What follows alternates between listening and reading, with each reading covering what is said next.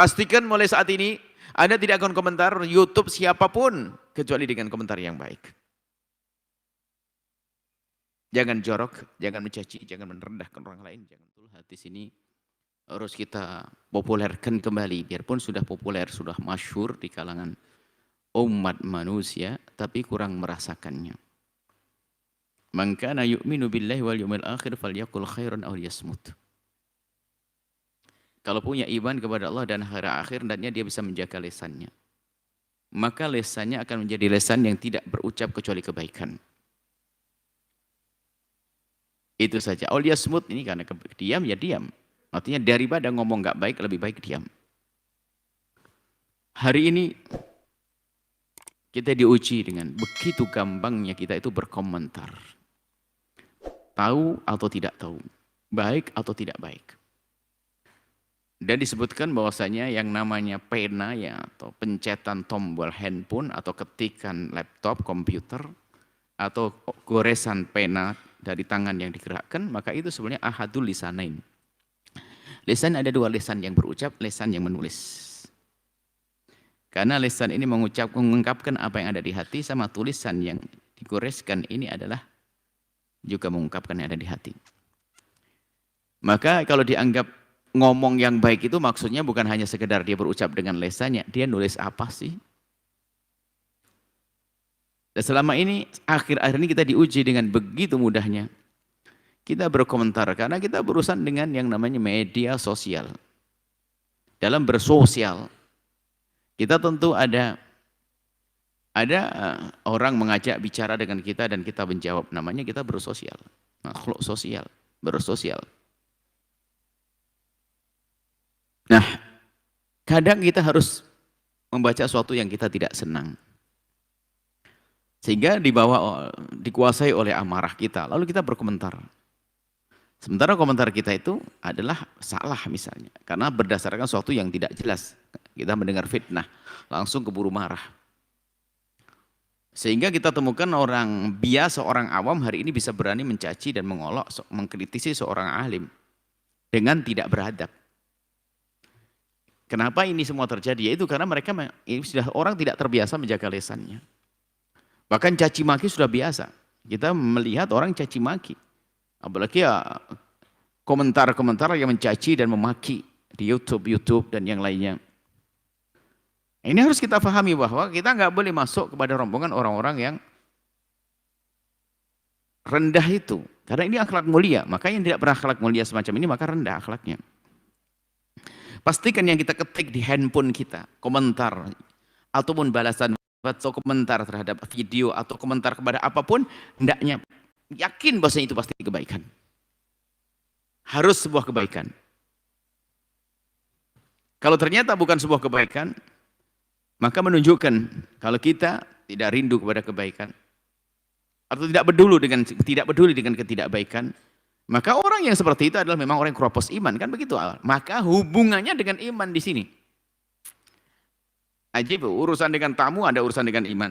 Tetangga urusan dengan iman.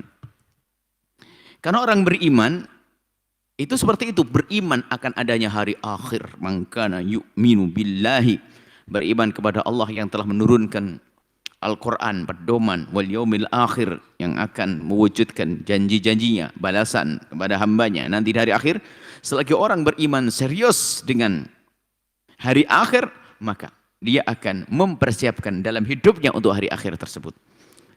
Dan selagi dia tahu bahwasanya hari akhir adalah mengerikan jika orang bekalnya dosa, maka susah baginya untuk berkomentar yang jelek.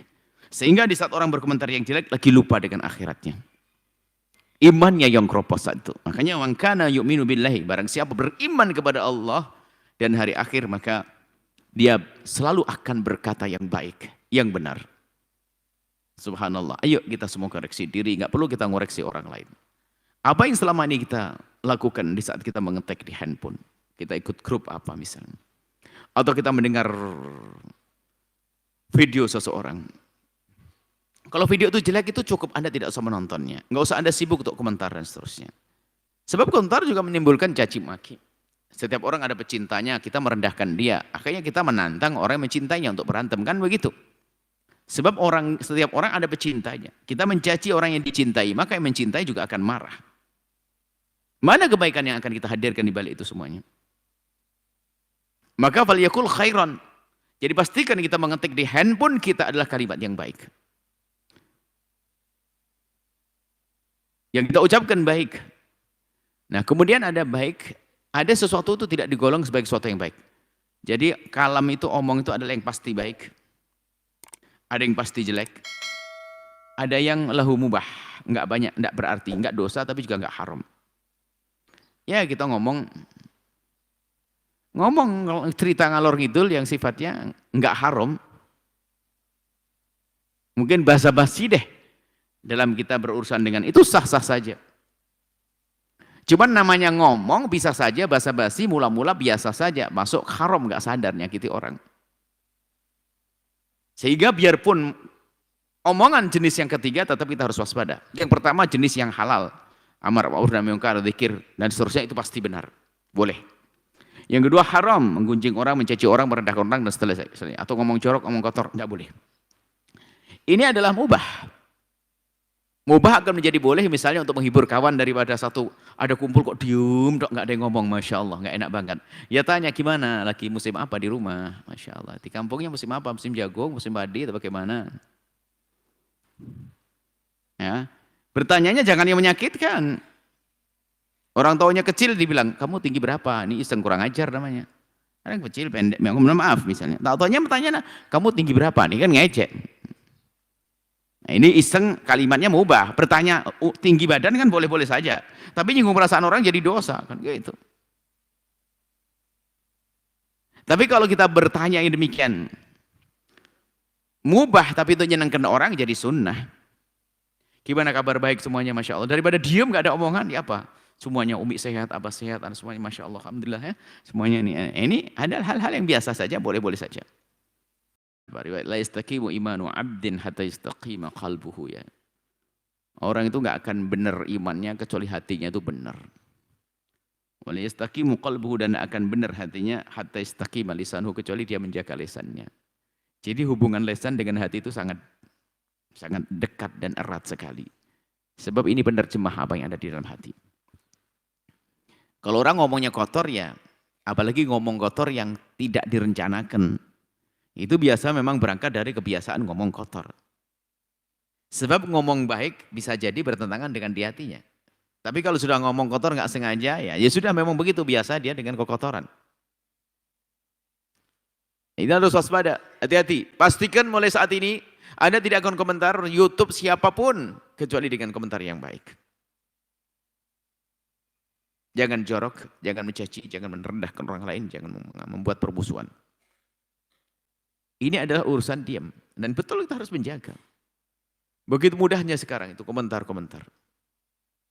Sampai dikatakan orang itu akan lebih selamat jika dia bisa menjaga lisannya dengan diam. Sebab kalau sudah kalimat terucap keluar, wah ini repot, tidak bisa ditarik lagi.